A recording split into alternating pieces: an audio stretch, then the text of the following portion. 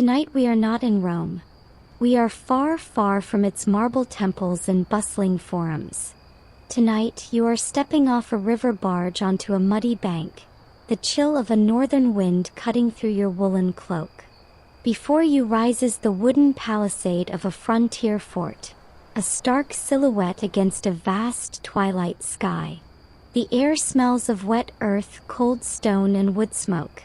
You are a new recruit tyro assigned to the legions guarding the limes of the Danube.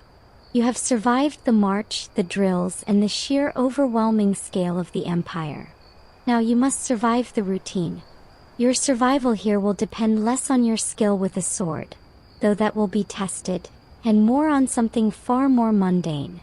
The daily bread, the constant porridge, the sour wine that will be your lifeblood. You have traded the perils of the journey for the profound, grinding reality of frontier life. You probably won't enjoy it. So, before you get comfortable, take a moment to like the video and subscribe, but only if you genuinely enjoy what I do here. Now dim the lights and let's ease into tonight's journey together. The first lesson you learn is not about formations but about accounting. A grizzled tesserarius, the watch commander, barks your name as you shuffle forward in a line of other weary men. He doesn't ask about your homeland or your dreams. He records your presence for one primary purpose: to deduct the cost of your keep from your future pay. Your life from this moment on is measured in modii, the standard Roman measure of grain. The army is your provider and your landlord, and nothing is given freely.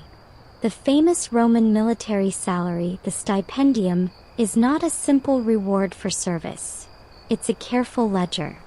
The cost of your food, your uniform, your weapons, even the hay for the army's mules, will all be itemized and subtracted.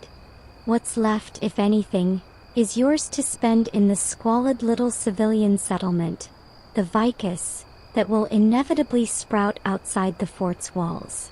But that's a concern for another day. Today you are given a token, a tessera, that represents your share. You are led to the heart of the fort's sustenance, the granaries, the horia. These are not barns but formidable stone buildings, raised on pillars to keep rodents and damp at bay. Their thick walls and narrow windows maintain a constant cool temperature. Stepping inside is like entering a cathedral dedicated to preservation. The air is dry and smells of dust and earth. Stacked nearly to the ceiling are sacks and barrels, not just of wheat but of barley, lentils, and beans. This is the empire's stomach, and its efficiency is a matter of strategic security. A legion could hold a wall with discipline, but it could only hold that wall if it was fed. The sheer volume is staggering, a physical manifestation of imperial logistics. Historians estimate a single legion of around 5,000 men would consume roughly 2.5 tons of grain per day.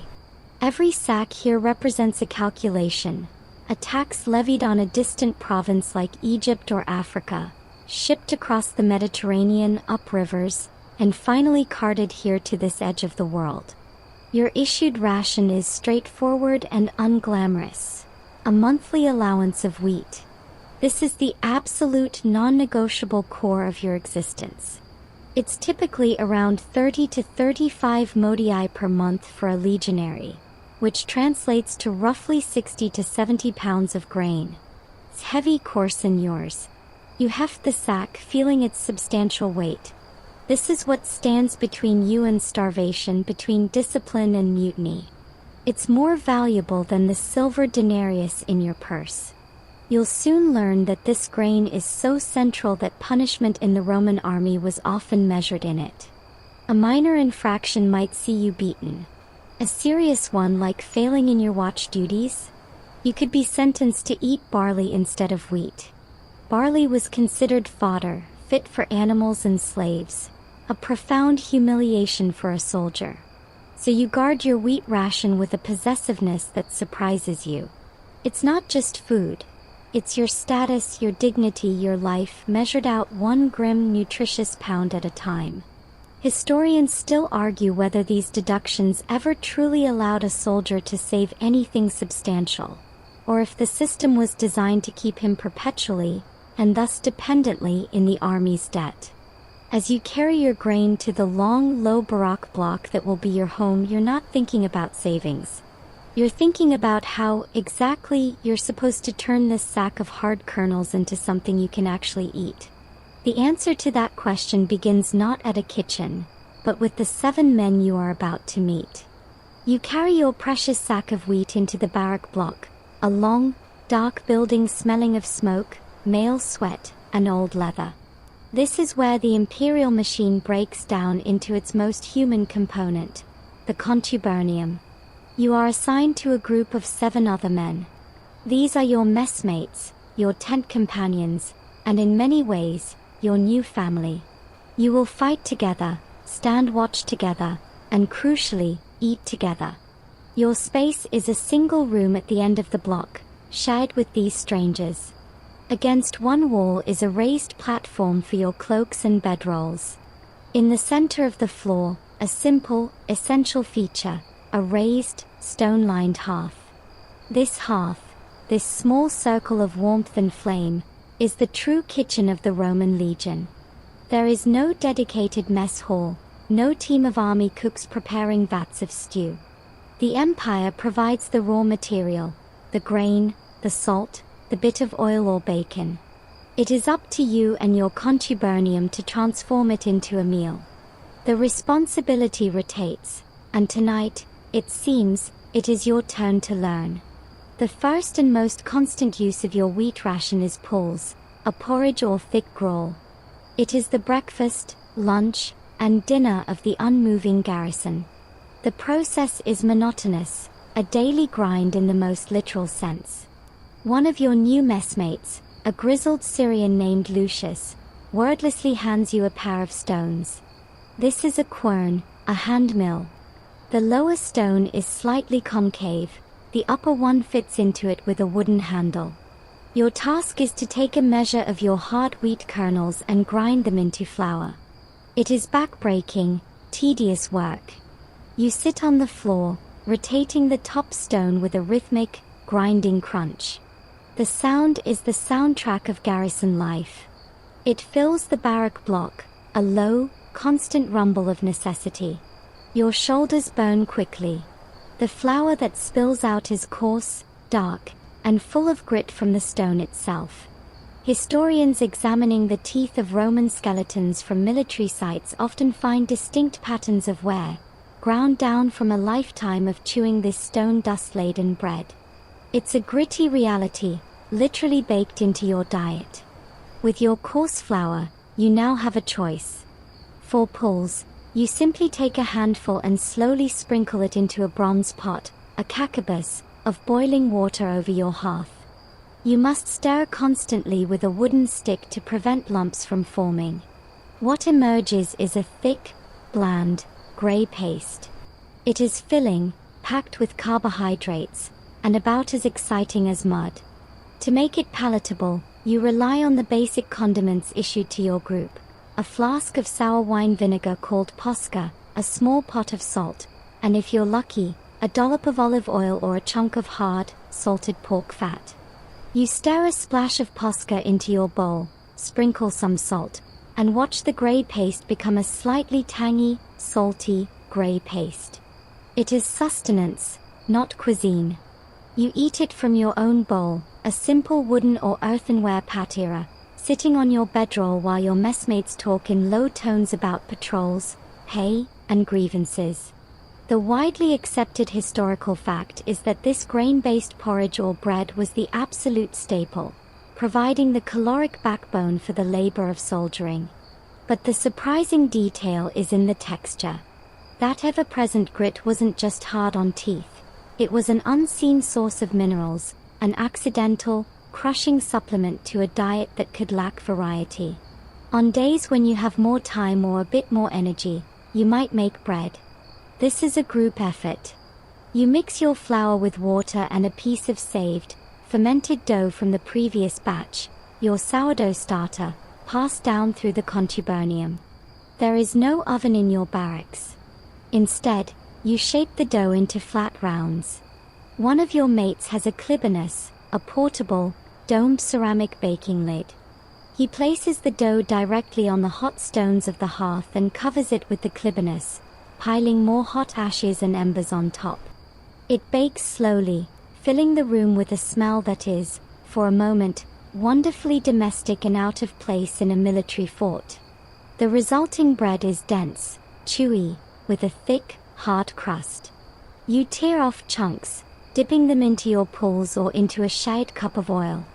It's a small upgrade, a textural relief from the constant mush. Historians still argue whether every soldier was truly expected to do this daily grinding, or if, in established forts, there were centralized bakeries or even slaves to do this work for some. But here on the Danube frontier, in a newly built or remote outpost, the grindstone's crunch is your rhythm. As you chew your first mouthful of the bread you helped make, the gritty flour crunching between your teeth, you understand a new truth. The might of Rome is not just in its marching columns, but in the endless, patient, grinding labor of turning stone and grain into the strength to hold a line. The 8 of you are a unit, a machine with a single stomach.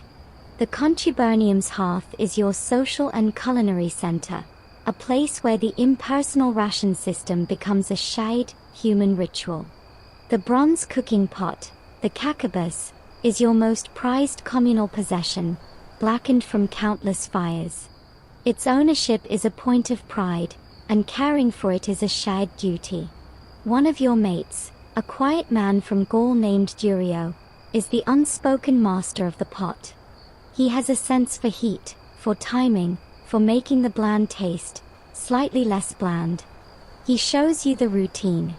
Water is drawn from the fort's well or the river, but it is never drunk straight if it can be helped. Into the pot it goes, set directly on the glowing coals of your hearth. As it heats, the day's decision is made. Will it be simple pulls again, or do you have something to add? The key to varying your endless porridge lies in the small, locked chest your contubernium shares. This is where you pool your resources beyond the basic grain ration.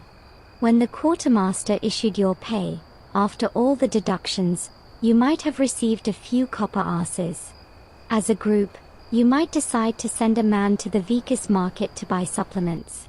The chest might hold a small sack of lentils or dried peas, a handful of wrinkled onions or garlic bulbs strung together, a pot of preserved olives, or a precious lump of salty cheese. These are your flavor. On a good day, Durio will toss a handful of lentils and a chopped onion into the boiling water before adding the flour. The porridge that results is still thick and gray, but now it has chunks, textures, and a deeper, savory note. It is a monumental improvement. On a truly fortunate day, the man sent to the market returns with a small, oily packet of garum, the ubiquitous Roman fish sauce. A single spoonful of this pungent, fermented liquid, stirred into the communal pot at the last moment, transforms the meal. Suddenly, it tastes complex, salty, umami. It tastes, almost, like real Roman cuisine. You learn that a drop of garum is worth a dozen onions. Cooking is a rotating watch, just like standing guard on the ramparts. When it's your turn, you are responsible for tending the fire, stirring the pot, and ensuring the food doesn't burn. It's a low-stakes duty, but failure has immediate social consequences. You've wasted the group's precious supplements. The others will teach you, with a mixture of patience and sarcasm, the tricks they've learned. How to bank the coals for a slow, even heat. How to soak dried beans overnight in a cup of water to make them less like little stones. How to render a piece of fatty bacon, laridum, in the pot first, so the whole meal cooks in the precious, flavorful grease. This shared labor creates a bond. You are not just men who sleep in the same room, you are men who depend on each other for the most basic comfort. The jokes are rougher, the stories a little more personal, shared over the steaming bowls. You learn that Durio had a small farm before conscription. That Lucius the Syrian was a potter. Their past lives surface in these moments, flave it by the shared meal. The meal itself is a quiet, focused affair. There is no table. You sit on the edge of the sleeping platform or on stools you've carved yourself. The pot is taken from the fire and set on a flat stone in the middle of the floor. Each man leans forward with his own patera and ladles out a portion. It is first come, first served, but an unspoken rule ensures the man who cooked takes his share last. It is hot, it is filling, and in its own way, it is a moment of peace. The fort outside is a world of shouted orders, rigid hierarchy, and constant vigilance. Here, in the smoky dimness of your barracks room, you are just 8 hungry men. The widely accepted historical fact is that this contubernarium system decentralized cooking and fostered small unit cohesion. But the surprising detail is the sophistication of this microeconomy. Soldiers didn't just eat state rations. They actively pooled their disposable income to create a better, more varied diet, operating a tiny, communal grocery fund. It was a pragmatic response to monotony, a small act of defiance against the blandness of the imperial ration. Historians still argue whether these purchases were truly communal or if men often hoarded small luxuries for themselves, creating friction within the group. As you scrape the last of the lentil-studded pulls from your bowl, you look at the faces of your 7 messmates, lit by the dying fire in the hearth. Their satisfaction is your satisfaction. Their full stomachs mean a peaceful night. In this, you are already beginning to think as one. The order comes down at dawn. Your century is to embark on a 5-day patrol upriver, to scout a stretch of forest where Germanic scouts have been seen. The disciplined bustle of the fort transforms into a different kind of urgency. This is not about cooking at a hearth. It is about carrying your kitchen on your back. You stow your bedroll and cloak, check your armor and weapons, and then you turn to the most critical piece of marching gear after your boots, your furka. This is not a cooking fork, but a forked marching pole. You see veterans assembling theirs with practiced ease. You take your 2 wooden poles, lashed together at the top with leather cord, and begin to load it. This is where diet meets mobility. Your basic grain ration for the march is not raw wheat. That would be absurd. Instead, you are issued bucelatum, hardtack. These are thick, dry biscuits made from the same coarse flour, baked rock hard and twice baked to drive out all moisture. You receive a cloth bag of them and they clack together like pieces of slate. They are virtually indestructible and nearly inedible in their current state. To eat them, you will need to soften them. Some men crush them with a stone and boil the crumbs into a quick porridge. Others soak them overnight in water or, if they have it, pasca.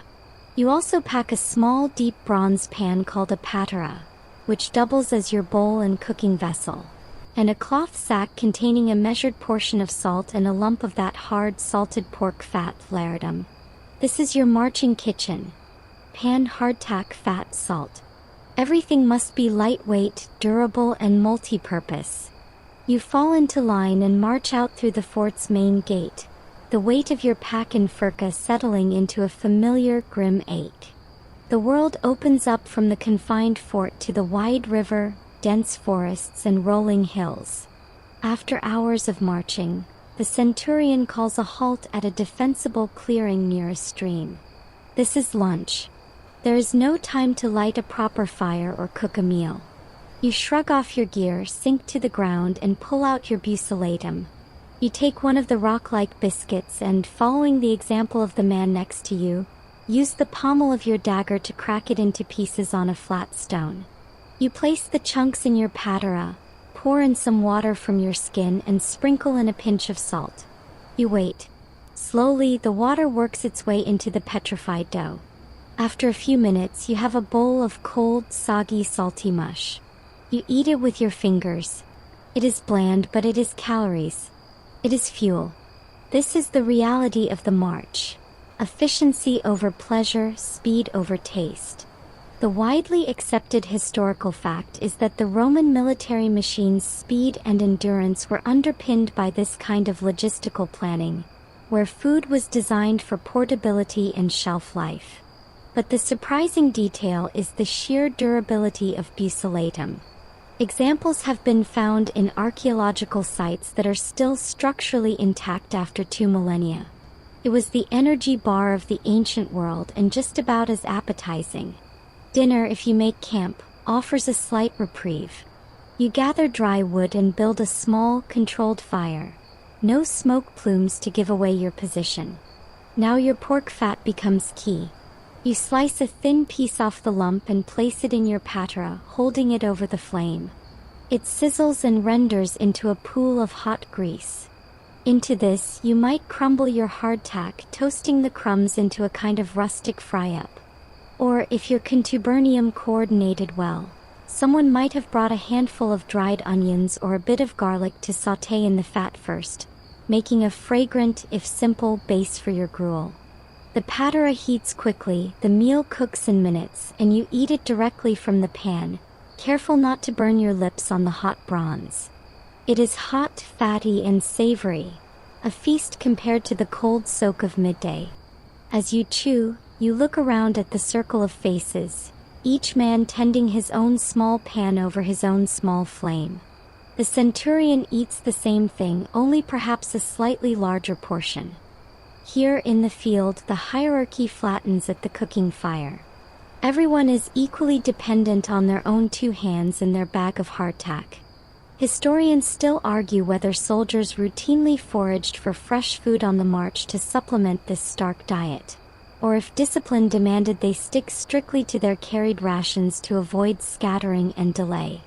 The crackle of your small fire is the only kitchen you have, and for these few days, the entire empire is reduced to this. The weight on your back, the pan in your hand, and the endless chewy certainty of butylatum. Back within the fort's walls off to the patrol, the routine reasserts itself. But now you begin to perceive the distinct flavors that define this life, a trilogy of tastes that have nothing to do with pleasure and everything to do with pragmatism. The first is sour. Each morning, you fill your water flask not from the well, but from a large clay dolium stationed near the quartermaster's office. This is the posca ration. It is not wine. It is the vinegar water of the legionary, made from cheap, spoiled wine that has turned sharply acidic, diluted with water and sometimes infused with herbs like mint or fennel seeds. You take a cautious sip. The taste is bracing, a sour punch that makes your jaw clench. But it is safe. The acidity kills harmful bacteria in the water, making it potable. It's a disinfectant you drink. Throughout the day, this sour tang cuts through the dust of drill, the blandness of your pulse, and the general fatigue. It quenches thirst in a way plain water doesn't, and some even claim it revives the spirits. Its widespread use is a widely accepted historical fact, a simple solution to the eternal military problem of waterborne disease. But the surprising detail is its potential as a performance enhancer. The vinegar provided a small amount of calories and sugars, and the electrolytes from the mineral-rich water could help stave off cramps during long marches or labor details. It was the ancient equivalent of a sports drink, issued from a jar that smelled like a cleaning cupboard. The second flavor is salt. You see it not just in your small personal pot, but in the very economy of the fort. Salt is life here. It is the reason the bacon in your chest doesn't rot, the reason fish from the Danube can be preserved, the reason your hardtack lasts for months. You see wagons arriving periodically, bearing rough blocks of it, mined from distant deposits. Soldiers on punishment detail sometimes break and grind these blocks into usable grain. Your own ration is measured scrupulously, but its importance is such that part of a soldier's pay was literally called the salarium, the salt money. To be worth your salt is not just an idiom here, it is a literal measure of your value to the unit. You learn to use it sparingly but strategically. A pinch in your porridge. A rub on a piece of fresh meat if you're ever so lucky to get it. A few grains dissolved in water as a cleansing gargle. Its taste is the taste of preservation itself, of time held at bay. In a world without refrigeration, salt is the thin, white line between sustenance and sickness. The third foundational flavor is fat. It comes in two primary forms, olive oil and pork fat. The olive oil, oleum, arrives in large, distinctive amphorae from the sunny south of the empire. It is a taste of the Mediterranean world you've left behind, a liquid gold that is both food and utility. You consume it by dipping your hard bread into it, or stirring a spoonful into your gruel for precious calories. But you also use it to clean your leather armor, to soothe chafed skin, and to fuel the small, oily lamps that light your barracks at night. It is versatile wealth. The pork fat, Narrated, is more local, more northern. It is solid, white, and intensely savory. A chunk of it sizzling in your patera is the start of any good meal. It provides a deep, meaty flavor base and a huge number of calories for hard labor. Fat is energy density. It's what keeps you warm during winter guard duty and fuels the muscle to build a mile of frontier wall. Historians still argue over the precise balance and regional availability of these fats, whether troops on the northern frontier relied more on animal fats from local herds than on imported oil from the south. But as you use a dab of pork grease to soften the leather straps of your helmet, you understand its dual nature. It nourishes your body and maintains the tools that protect it. Sour, salty, fatty. These are not the subtle flavors of a Roman banquet. They are strong, basic, functional. They preserve, they energize, they sanitize.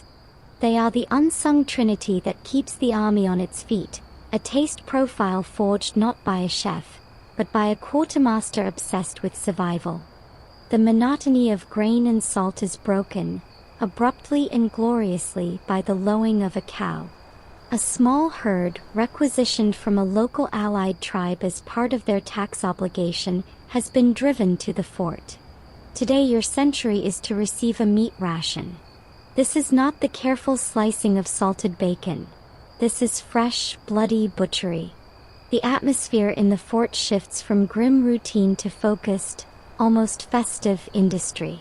The animals are led to a designated area outside the walls, near the river for easy cleanup. This is not the work of a single cook, but of soldiers under the direction of the centurio and a few men known for their skill with the blade. You are assigned to a work party. Your job is not to fight but to process. The chosen animal, a steer, is killed quickly and efficiently. The real work begins immediately. A shallow pit is dug to catch the blood, which will be saved, mixed with grain, and cooked into a dense, iron-rich pudding. Nothing is wasted. Then the desiccator, a soldier with a sharp knife and a practiced eye, takes over. You watch as he expertly skins the carcass, his cuts economical and precise. The hide is set aside to be cured for leather. Then he begins the jointing. This is where you see the Roman preference for beef and pork over other meats made manifest in the cuts. The prized hindquarters are separated from the lesser front quarters. The tenderloin, the flanks, the ribs, each is divided according to a logic that values certain muscles over others. The offal, the heart, liver, lungs, and intestines, is removed with care and placed in a separate bowl. These are considered delicacies and will be cooked first as they spoil quickly. Your sentry forms a line. The optio, the centurion's second in command, supervises the distribution with a ledger. The quality and size of the cut you receive depends on your rank. The centurion gets the best cut from the hindquarter. The signifer and optio get the next best. You, miles, a common soldier, receive a portion of the front quarter. A chunk of shoulder or neck, bone-in, tougher and stringier than the prime cuts. But it is fresh meat. It is heavy in your hands, still warm, a deep red. The texture and smell are overwhelming after months of preserved foods. You carry it back to your barack block like a trophy. The widely accepted historical fact is that the Roman military had a sophisticated system of meat supply, often relying on local livestock levies, and that beef became increasingly common in northern frontier diets. But the surprising detail is in the butchery itself. Analysis of animal bones from legionary sites shows remarkably consistent, standardized cuts, identical from Britain to Syria. This suggests that soldiers themselves were trained in a specific, efficient method of breaking down a carcass, turning a live animal into manageable rations with minimal waste. It was a battlefield skill applied to dinner. At the hearth, your contubernium is abuzz. The meat is too much for one man, so it is pooled as always. Durio takes charge. The tough cut needs slow, wet cooking. He chops it into smaller pieces with his pugio, his dagger, and browns them in the pot with a little fat. Then he adds water and a handful of barley, not the punishment barley but barley purchased for the occasion, along with the chopped onions and garlic from the chest. The pot simmers for hours, filling the entire barack block with a rich, savory aroma that draws envious comments from neighboring units. The smell is intoxicating. When it is finally done, the meat is tender, falling from the bone. The broth is thick and hearty. Each man gets a generous portion with chunks of meat and swollen barley grains. You eat slowly, savoring every fibrous bite, the profound richness of fresh animal protein a shock to your system. Feels like strength flowing directly into your limbs. Historians still argue how frequent such fresh meat distributions truly were. Whether they were regular features of a garrison's calendar or rare bonuses tied to imperial festivals or successful campaigns. As you suck the marrow from a split bone, the taste of fat and iron on your tongue, you don't care about the frequency. You only know that for this one evening, the frontier does not feel like a place of deprivation, but a place where 8 men can share a pot of stew and feel, however briefly, like kings. The official ration is a cage of calories, and you quickly learn that a smart soldier lives outside its bars. This is where the local environment and your modest disposable income become your true larder. On a day when your duties are light, perhaps you're assigned to a wood-cutting detail or to help repair a riverside jetty, your eyes are no longer on your task alone. They scan the ground, the bushes, the water's edge. This is foraging, the oldest form of procurement. You learn from the others which plants are safe. You gather wild garlic, its pungent smell giving away its location in shaded spots. You find nettles, which, boiled, lose their sting and become a leafy green vegetable rich in iron. In late summer and autumn, your patrols yield windfall apples, small and tart, or nuts like hazelnuts and beechnuts, which you squirrel away in your personal chest for a precious, crunchy snack. The river itself is a source. You might try your hand at fishing with a simple line and hook, though the best spots are often known by specialists who trade their catch. Fresh fish, grilled quickly over the hearth on a flat stone, is a fleeting, exquisite luxury. But the real market for variety is just beyond the fort's main gate, in the vicus. This chaotic, vibrant civilian settlement exists for one reason: to separate the soldier from his salary. As you pass through the gate on your authorized free time, you leave the rigid order of the military zone and enter a world of entrepreneurial hustle. The smells shift from wood smoke and leather to baking bread, roasting meat, tannery stench, and human waste. Stalls line the muddy street. Here, the local population, Celts, Dacians, displaced peoples from all over, sell what they have. A farmer's wife sells rounds of goat or sheep cheese, white and crumbly, wrapped in cloth. A fruit seller has baskets of dried plums, cherries, and berries. There are eggs, bundles of garden-grown leeks and cabbages, even honeycomb from forest hives, dripping and golden. This is where you spend the copper asses left after the army's deductions. The transactions are simple, often conducted in a pidgin of Latin and local tongues, with much pointing and gesturing. You learn the value of things. A small cheese might cost 2 asses. A handful of dried fruit, 1. But you also see exotic, tantalizing items that speak of the empire's vast trade networks. A merchant with a store full of spices might have precious black pepper, all the way from India. A single peppercorn is worth several asses. You might club together with your contubernarium to buy a small, precious pot of it. A single peppercorn, crushed and added to the communal stew, becomes an event, a whisper of a world impossibly far from the Danube's banks. The widely accepted historical fact is that these vici were essential economic engines, recycling soldiers' pay into the local economy and providing dietary supplements. But the surprising detail is the sheer geographic reach of some goods found in these humble frontier markets. Archaeology of sites like Vindolanda in Britain shows pepper, cumin, coriander, and even Mediterranean shellfish sauce present in soldierly contexts. Your diet is not purely local. It is touched by threads of commerce that stretch across continents, all funneling to this stall in the mud to cater to your craving for something different. You must be careful, of course. There are pickpockets. The wine in the taverns is often worse and more dangerous than your issued posca, watered down and adulterated with who knows what. And you must always be back before curfew, or face the centurion's stick. But as you walk back through the gate, a small cloth bundle in your hand containing a piece of local cheese and a few dried figs, you feel a sense of agency. You have not just received food, you have chosen it. You have traded a piece of your labor, your salary, for a specific taste. That night, you share the cheese, crumbling it over the hot coals. The salty, tangy fat of it melts into the porridge, transforming it. The figs you save, eating them slowly one by one, their intense sweetness a profound contrast to every other flavor you know. Historians still argue whether commanding officers tacitly encouraged this market supplementation to boost morale, or viewed it as a nuisance that drew soldiers' attention away from discipline. As you savor the fig, you aren't thinking of morale or discipline. You are thinking of the taste, a complex, sweet taste of choice, of a world beyond the ration list, purchased with your own coin and held, for a moment, on your own tongue.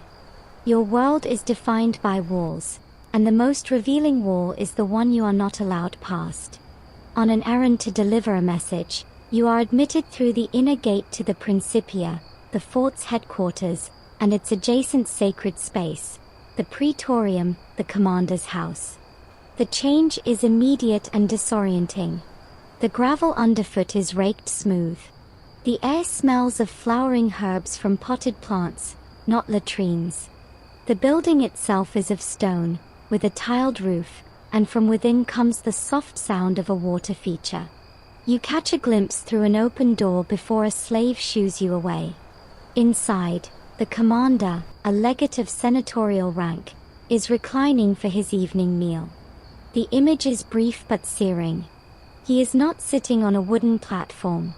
He is reclining on a couch, in the old Roman style. Before him is not a single bronze pot, but a low table bearing multiple dishes. You see the gleam of silver plate, the deep red of fine Samian-ware pottery. A slave places a whole fish before him, its skin crisp and glistening with oil, garnished with green herbs. Another slave pours not posca, but dark wine from a glass jug into a silver cup. You see a small dish of oysters, likely packed in seaweed and rushed from the coast. There are roasted songbirds, their tiny bodies arranged artfully. A subtle, complex aroma of spices you cannot name, cumin, lovage, perhaps that same Indian pepper you saw as a luxury in the Vicus, but here used by the handful, drifts out to you. This is not sustenance. This is culture, status, and power, consumed in 3 elaborate courses: the gestatio, appetizer, the primi mensi, main, and the secundi mensi, dessert.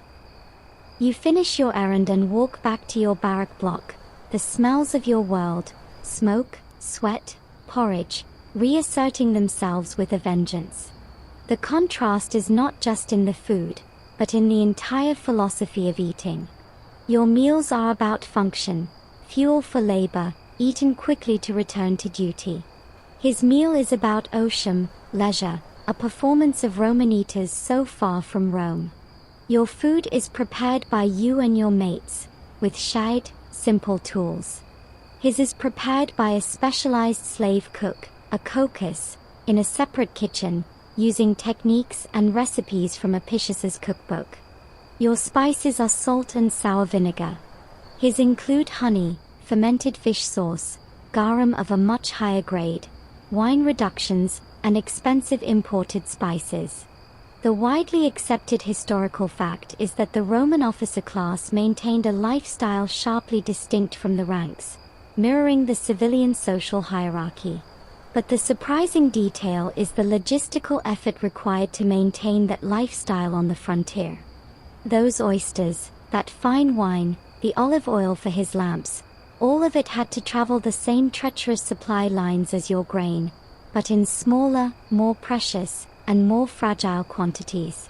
His dinner was a greater logistical victory than any you would achieve with a sword. The divide is absolute, and it is meant to be seen. The commander might occasionally host a feast for his senior centurions, a gesture of patronage and unity. But you, a common Miles, will never taste that fish, never recline on that couch. That world is as distant as the Senate House itself. It is a reminder that you are a tool of the empire, while he is a representative of its ruling class. Your loyalty is bought with wheat and salt and a few coins. His loyalty is cultivated with the spoils of governance and the trappings of a civilization he is here to project into the wilderness. Historians still argue whether this stark dietary divide was a source of resentment or simply an accepted, natural fact of life, as immutable as the difference between oak and the acorn. As you sit back on your hard bedroll, eating your portion of lentil pulse from your wooden bowl, the memory of that brief, fragrant glimpse doesn't breed anger in you. Instead, it instills a strange, quiet understanding.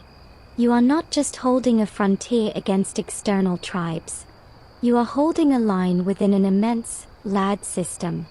You are the foundation, the broad, sturdy base upon which that delicate, perfumed world of silver plates and reclining aristocrats ultimately rests.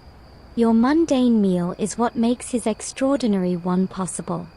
Both are, in their own way, essential to the idea of Rome on the Danube.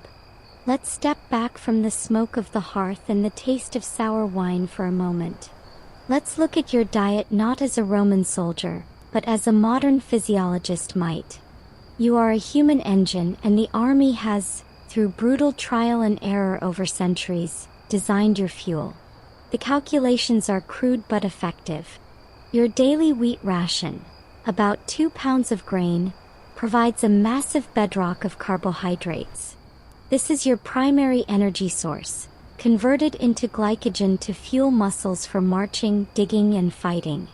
It's slow-burning, reliable fuel.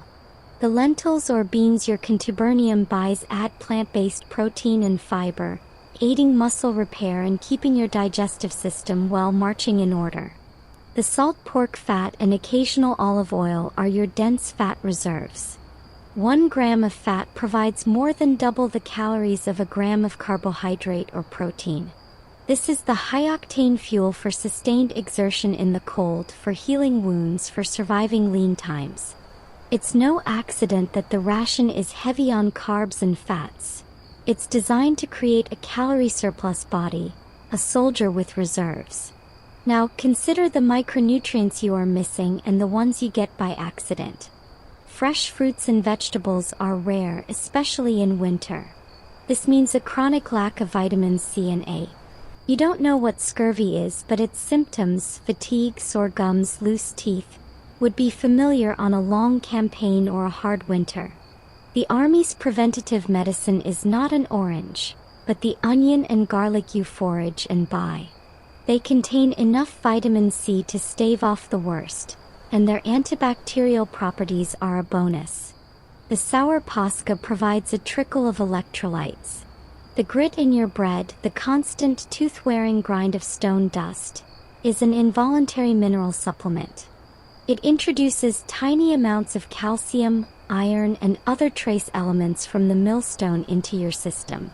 It's an unpleasant, damaging, but real source of what your diet otherwise lacks. The widely accepted historical fact is that the Roman military diet was calorically sufficient to support intense labor, a key factor in the army's engineering prowess. But the surprising detail is its often overlooked nutritional resilience, a patchwork of planned ration and accidental supplementation that just barely kept deficiency diseases at bay. But this engine has its points of failure. The most insidious is your teeth. You already feel it. The constant chewing of coarse, gritty bread and hardtack wears down the enamel, exposing the sensitive dentine beneath. It creates flat plains where there should be peaks and valleys. This makes chewing less efficient and can lead to abscesses and infections, which in a pre-antibiotic world can be a death sentence. Your jaw muscles, however, are probably enormous. Then there is your gut. The switch from fresh food on the march back to the grain-heavy garrison diet can cause bloating and discomfort. The reliance on legumes leads to, shall we say, a prodigious and socially challenging production of gas in the close quarters of the barracks. It's a source of constant crude humor, but also a real physical reality. Historians still argue about the overall health impacts, using skeletal evidence to debate whether the soldier's diet led to a stronger, more robust physique than the average civilian, or simply a different set of chronic wear and tear ailments. As you feel the familiar grit crunch between your molars during your evening meal, you are experiencing the diet's central paradox. It is a marvel of logistical planning, delivering enough brute force energy to build walls and conquer provinces. But it is also a slow grinding whereon the very body it sustains, a daily trade of long-term vitality for short-term, empire-building strength. You are well-fed, but you are not, in any modern sense, well-nourished. You are powered, maintained, and gradually eroded, all by the same sack of grain. The world changes. The Danube, a wide, grey-blue artery of life and transport in summer, begins to stiffen. The mornings arrive with a sharp, crystalline bite, and your breath hangs in the air like a ghost. The first frosts silver the wooden palisades and the thatched roofs of the vicus. Winter on the Danube frontier is not just a season, it is a siege against time and temperature, and your diet is your primary fortress. The rhythm of foraging ends. The market stalls shrink, their offerings reduced to hard, stored goods. The green world recedes, and you retreat into the fort, your existence narrowing to the space between the barracks, the latrine, and your duty post on the wind-whipped wall. Now, you live entirely on what has been saved. The horia, those granaries that seemed so vast in autumn, now feel like the beating heart of the fort. The wheat within is your lifeline, stable and durable. But the supplements shift. The fresh onions and garlic are gone, replaced by ropes of dried, leathery bulbs that need long soaking to revive any flavor. The small luxury of an apple is a memory. Now, preservation is king. The meat you eat, if you eat any, is either laridum, that rock-hard salted pork fat, or meat that has been smoked in the fort's own smokehouse, a small, perpetually hazy shed where joints of beef and pork hang for weeks, taking on the flavor of beechwood and becoming as tough as leather, requiring hours of boiling to become edible. Fish from the river, if caught before the ice thickens, are split, salted, and dried into bony, pungent strips. The most profound change is in texture and taste. Everything is hard, dry, salty, or smoky. Moisture is the enemy of preservation, so it is ruthlessly eliminated from your food. Your teeth, already stressed, now work against jerky and rock-hard cheese. Your pulse becomes even more central, a warm, wet vehicle for rehydrating these preserved fragments. You might toss a piece of salt fish into the pot as it boils, where it slowly softens and flavors the whole gruel with a powerful, oceanic saltiness. A chunk of smoked meat, chopped small, can stew for an entire afternoon, eventually lending a deep, almost primal, woody flavor to the broth. Meals become exercises in patience, in reconstitution. The sour posca becomes even more vital, its acidity a welcome shock against the monotony of salt and smoke. You also become acutely aware of scarcity. The careful accounting of the horia means rations might be tightened if a supply convoy is delayed by snow or ice on the river. The centurion's eye is sharper, punishments for wasting food more severe. The shite chest of your contubernarium holds fewer and more precious things: a handful of dried berries, a small pot of precious honey for medicinal use, a wedge of cheese that has grown so hard you could use it to hammer a nail. The widely accepted historical fact is that the Roman military was a master of food preservation, using salting, smoking, drying, and pickling to survive seasonal shortages. But the surprising detail is the psychological weight of this winter diet. Letters recovered from sites like Vindolanda beg for care packages from home, for olives, for fine wine, for any fresh relish to break the tedium. One soldier famously requested a good pair of socks, but the subtext was a plea for comfort against the unyielding harshness of frontier winter. Your world becomes a palette of brown, gray, and beige, mirrored in the food on your plate. You spend long hours on watch, staring over the frozen river, dreaming of spring. Not of battle or glory, but of the first green shoots of wild garlic, the taste of a fresh river fish grilled over an open flame, the crisp bite of an apple. Historians still argue about the prevalence of vitamin deficiencies during these long months, and whether commanders stockpiled antiscorbutics like dried chickpeas or lentils specifically to combat the winter sickness. As you chip a sliver of salt from the block to season your evening gruel, the action feels less like cooking and more like mining. You are no longer just eating to sustain labor. You are consuming time itself, the preserved essence of last autumn's bounty, holding out against the sterile white silence outside the walls until the world, and your diet, can become soft and green again.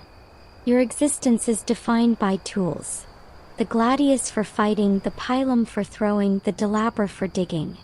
But just as vital and used 10 times more often, are the tools of your kitchen. These are not weapons of war but weapons against hunger, and they are your intimate, personal responsibility. The first is your patra. It is not just a bowl.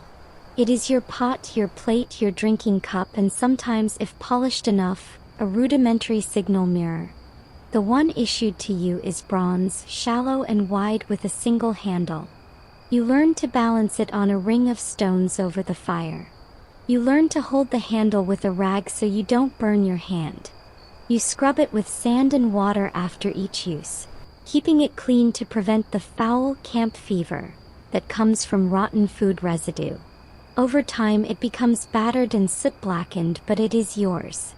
You might even scratch your name or your century's symbol into the bottom with the point of your dagger. Then there is the sartego, a slightly deeper, flat-bottomed bronze pan.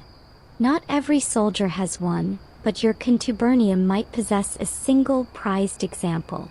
This is for frying, for rendering fat, for making the more elaborate campfire meals when you have the ingredients. It is a step up from the patera, implying a meal with more substance than simple gruel. You also have your personal eating knife, the pugio. It is a weapon, yes, but on a daily basis its sharp edge is used to chop an onion, slice bacon, or portion cheese. It is the ultimate multi-tool. Its blade is likely to bear the stains of food as the grime of the field. But the most laborious tool is the quern, the hand mill. Yours is a smaller, personal one, perhaps shared between 2 men in your unit. The 2 circular stones are heavy. The grinding motion is a repetitive, shoulder-straining chore that you perform every few days to produce your flour. You develop a rhythm. The grain goes in the central hole of the top stone. You rotate the handle and coarse flour spills out from between the stones into a waiting cloth. It is a boring, essential task. The stones themselves wear down over years, becoming smoother and less efficient, and will eventually need to be replaced. When you are done, you brush every precious speck of flour from the stones, for waste is a sin.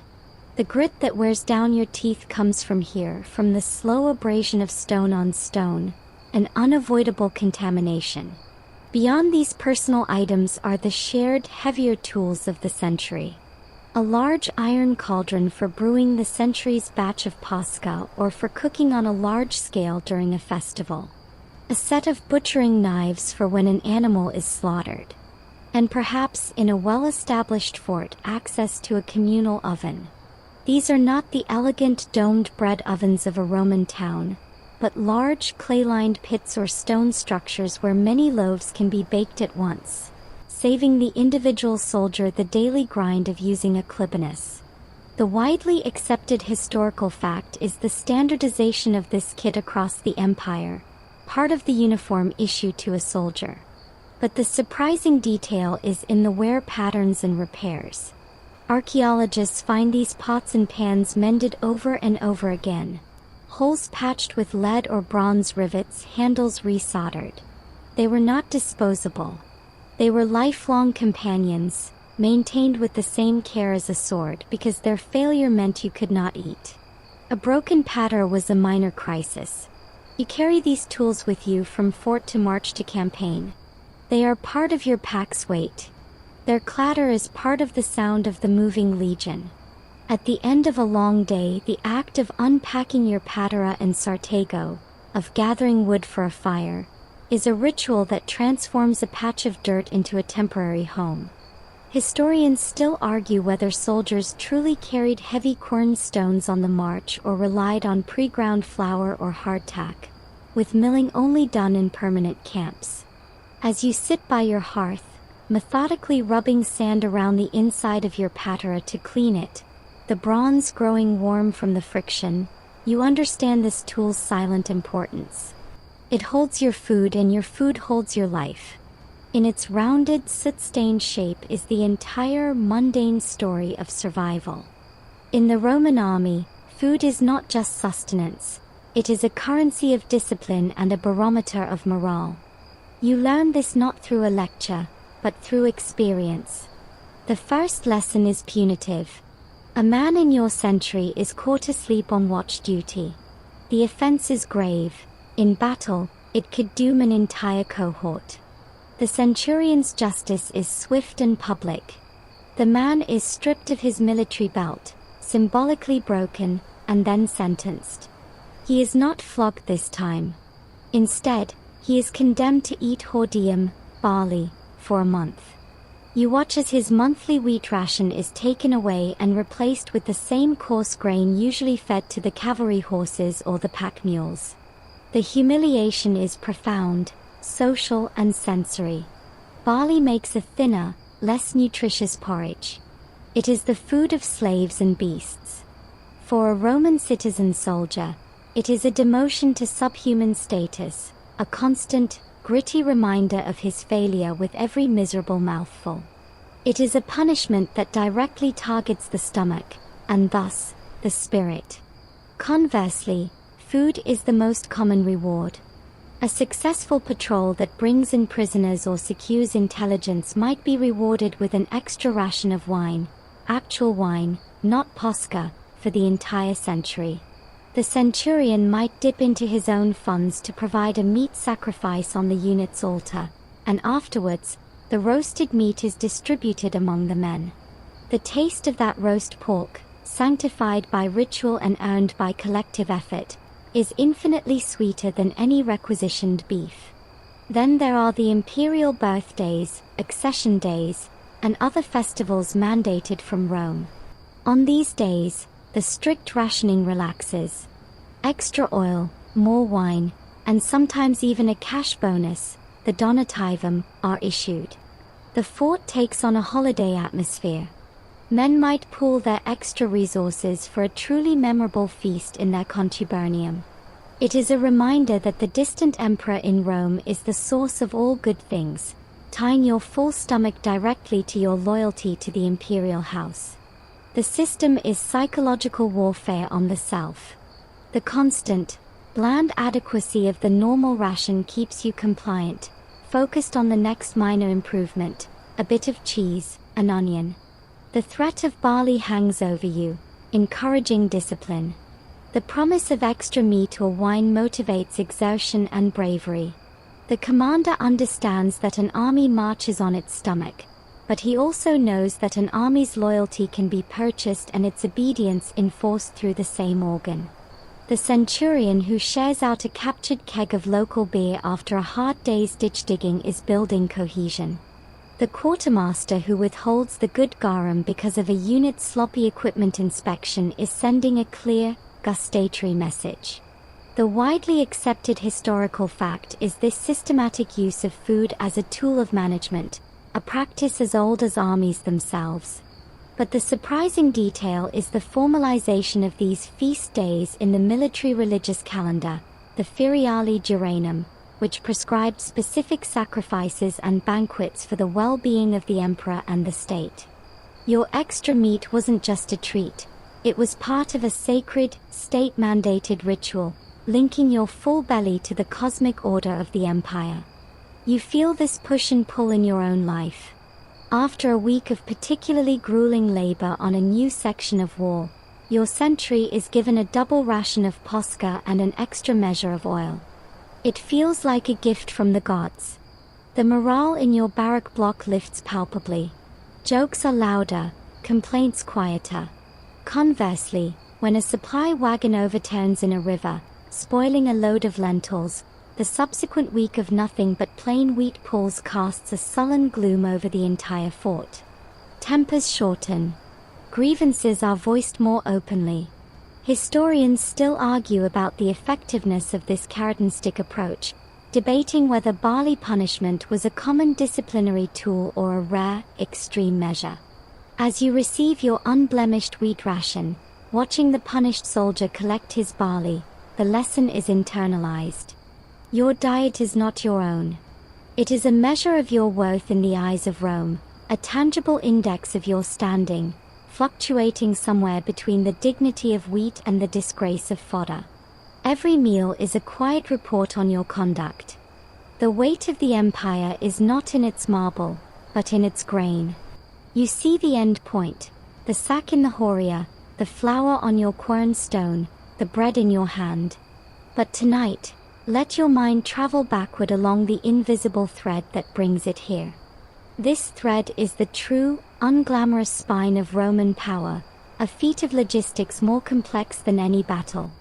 It begins not on the Danube, but in the mind of a bureaucrat in Rome, or perhaps in the provincial offices of Africa Proconsularis or Egypt. A calculation is made. Legion X on the Danube requires X thousand modii of wheat per month.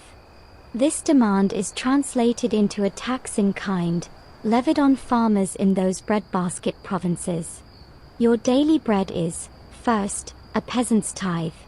Now it must move. The grain is bagged and carted to a river port on the Nile or a coastal hub in North Africa. There, it is loaded onto a broad-beamed, slow-sailing merchant ship, a corbiter. This vessel must run the gauntlet of the Mediterranean, storms, pirates, unpredictable winds, for weeks. If it survives, it docks at a major port like Ostia near Rome, or more directly, at a hub like Aquileia at the head of the Adriatic. Here, the grain is transferred. It may be milled into flour to save space and weight for the next leg, or kept as grain. It is loaded onto river barges, shallow drafted boats pulled by mules or men along towpaths. It begins the long, slow journey up the mighty rivers, the arteries of the empire. Up the Po, then via road or smaller river to the headwaters of tributaries that feed the Danube. The final overland stretch is the most brutal and expensive. Ox carts, creaking under their load, navigate muddy tracks through forests and over hills, escorted by soldiers to protect against bandits. Each cart's capacity is limited. Each mile costs time and fodder for the oxen. This is why forts are always on rivers. Water transport is infinitely cheaper. Finally, the wagon train arrives at your fort's gates. The quartermaster and his clerks descend, wax tablets in hand. They inspect the shipment for spoilage, weigh it, and compare it to the manifests. Only then is it officially received, carried into the cool, dark safety of the Horia, and entered into the ledgers that stretch all the way back to Rome. The widely accepted historical fact is that this system, the annona militaris, was a state-controlled supply chain that could sustain 500,000 men across 3 continents. But the surprising detail is the private enterprise woven into it. The state didn't own a fleet of ships. It contracted private merchants, the navicularii, who were given tax breaks and insurance guarantees to undertake the risky transport. Your bread was brought to you by a complex public-private partnership, where profit motive and imperial necessity aligned. This system is fragile. A drought in Egypt, a storm in the Adriatic, a rebellion in a province, ice on the Danube, anyone can snap the thread. When that happens, the fort must rely on its reserves and, critically, on local procurement. This is where the governor's authority to requisition from allied tribes or to purchase directly from local farmers comes into play. It's more expensive and less reliable, a stressful scramble that reminds everyone of their precarious position at the end of a very long line. Historians still argue about the efficiency and regularity of these deliveries, especially to remote outposts, with some suggesting chronic shortfalls were masked by local sourcing. As you eat your pulse, you are consuming the labor of an Egyptian farmer, the skill of a Greek sailor, the sweat of a Gallic bargeman, and the weary plod of a Dacian ox. You are eating geography, politics, and economics, all boiled down into a thick, bland gruel.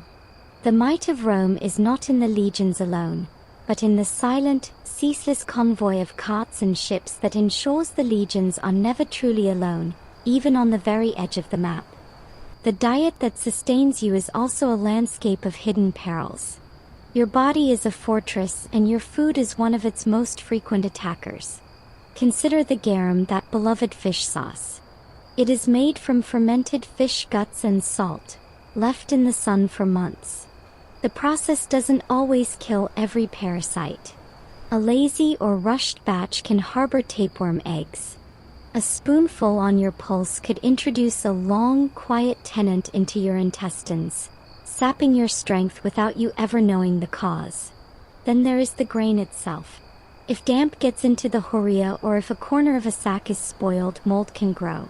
Ergot fungus on rye, sometimes mixed with wheat, can cause convulsions and hallucinations, the holy fire that medieval peasants feared.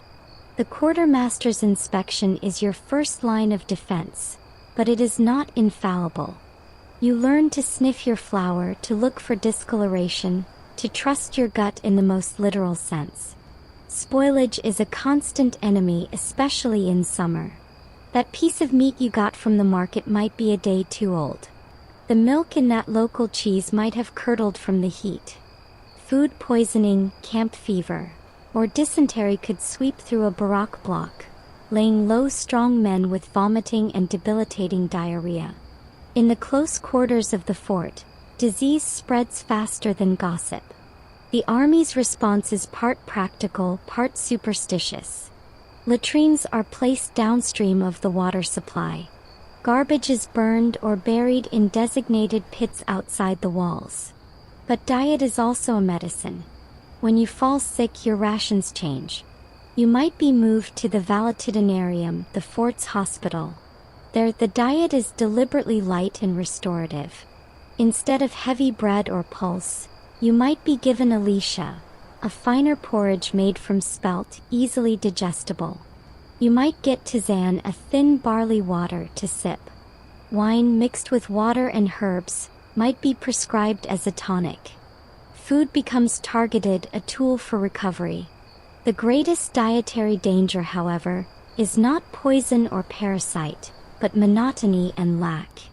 The winter diet, devoid of fresh greens, slowly bleeds you of vitality. Your gums might feel tender, old wounds slow to heal, a general lassitude drapes over you. The doctors don't call it scurvy, but they know the symptoms of the winter sickness. Their remedy is often dietary. If available, they prescribe lentils, chickpeas, or onions, foods that unknowingly contain enough vitamin C to stave off the worst. It's a crude, effective nutritionism born of centuries of observation. The widely accepted historical fact is that more Roman soldiers likely died from disease and poor sanitation than enemy action. But the surprising detail is the sophistication of Roman military medicine, including its dietary prescriptions, which were remarkably advanced for their time. The army invested in keeping its soldiers alive and functional, and diet was a key part of that calculus. You navigate this landscape by instinct and shared wisdom. You learn which market vendors are trustworthy. You boil questionable water into your pulse to kill what might lurk within. You chew your meat thoroughly, both to savor it and to detect any off taste. You listen to the veterans' advice on what to eat for a sour stomach, a crust of dry bread, or for a wound that won't close, extra meat if you can get it. Historians still argue about the overall nutritional health of the frontier soldier compared to his civilian counterpart, with some skeletal studies suggesting military life, for all its hazards, provided a more consistent and substantial diet than the peasantry ever enjoyed. As you recover from a mild bout of camp fever, sipping the bland, warm tisane given to you by an orderly, you understand food in a new light. It is not just fuel or reward or punishment. It is a variable, a factor in your survival as critical as your shield. A good meal can fortify you against the cold. A bad one can lay you lower than any Germanic spear. Every bite is a calculated risk, and every day you wake up healthy is a small victory in an endless, quiet war fought within your own body. Centuries will pass. The fort you know will be abandoned, its timber palisades rotting, its stone foundations settling into the earth. The empire will retreat, then fall. The Danube will keep flowing, indifferent. And then, one day, men and women with small trowels and fine brushes will come. They will peel back the turf and sift the soil, not for treasure, but for trash. And in that trash, they will find you. Not your bones, perhaps, but the undeniable evidence of your meals, the archaeology of your hunger. Their trowels will scrape against a midden heap, the fort's garbage pit. Here, they will find the bones, thousands of them. Mostly cattle and pig, the butchery marks clean and standardized, showing how you broke down a carcass. The specific cuts, the age of the animals, tell them if your meat was from old dairy cows or young steers, from local herds or driven from afar. They will find sheep and goat bones, chicken bones, and the bones of wild deer and boar from your occasional hunts. They will find fish bones, tiny and fragile, from the Danube. Each bone is a data point in the story of your protein. They will find the carbonized seeds, grains of wheat, barley, and millet, burned in a cooking accident and preserved in the ash. They will find lentil and pea seeds, pits from plums and cherries, the shells of hazelnuts and walnuts. They will sift out the microscopic pollen of herbs you gathered. These blackened, tiny fragments are the botanical ghost of your diet, the physical proof of your porridge and your rare, sweet treats.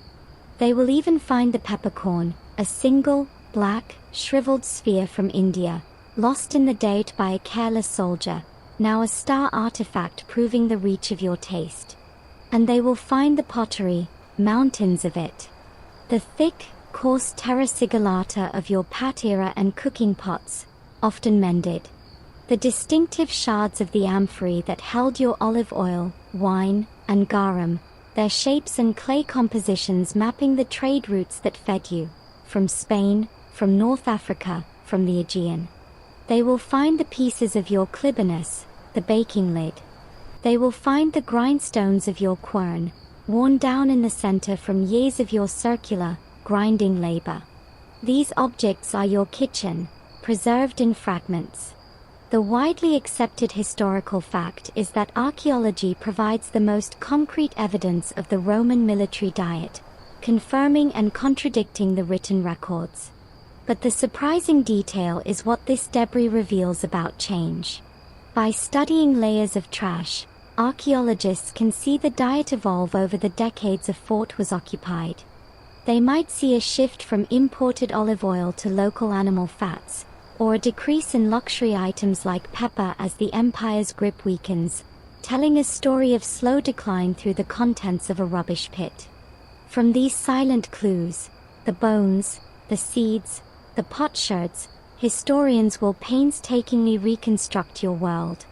They will calculate your calories, debate your nutrition, and understand your supply chains better than you ever did. They will see the efficiency, the adaptation, the monotony, and the occasional luxury. Your most mundane act, eating your dinner, becomes a source of knowledge centuries later. Historians still argue over the interpretations, of course. Does a lack of fish bones mean you didn't eat fish, or that you ate them whole and left no trace? Does a sudden layer of cattle bones indicate a feast or a crisis culling? The debate is part of the story now. And as you sit by your hearth tonight, unaware of the future's gentle scrutiny, you are creating this evidence. The bone you toss toward the ash, the pottery sherd that cracks and is discarded, the peppercorn that rolls into a crack in the floor. These are your legacy. Not the glory of a battle won, but the quiet, durable truth of a meal consumed, a hunger satisfied, a life sustained on the edge of an empire.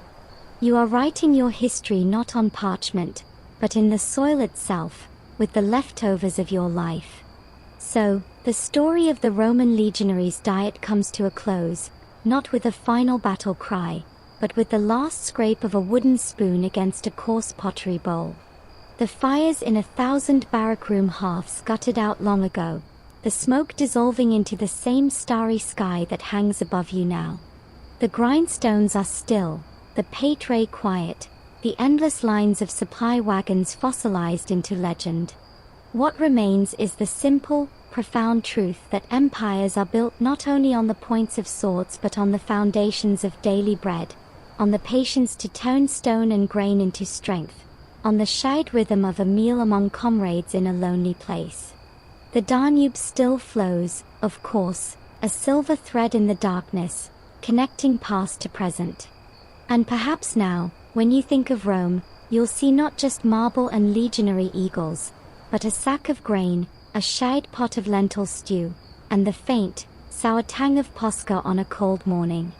It was a world of grit and grease, of salt and smoke, a world sustained by a mundane, magnificent machinery of survival. Let the images soften now, the sharp edges of the fort's palisade blurring into the night, the clatter of pans fading to a distant, metallic whisper, the taste of hardtack and smoked bacon dissolving into memory. You are here, safe, in the comfort of your own time, your own peace. The watch is over for those long-ago soldiers, and for you, the story is complete. Let your breath settle into the calm, even rhythm of the river's endless journey. The history is told. The night is deep, and all is quiet on the frontier.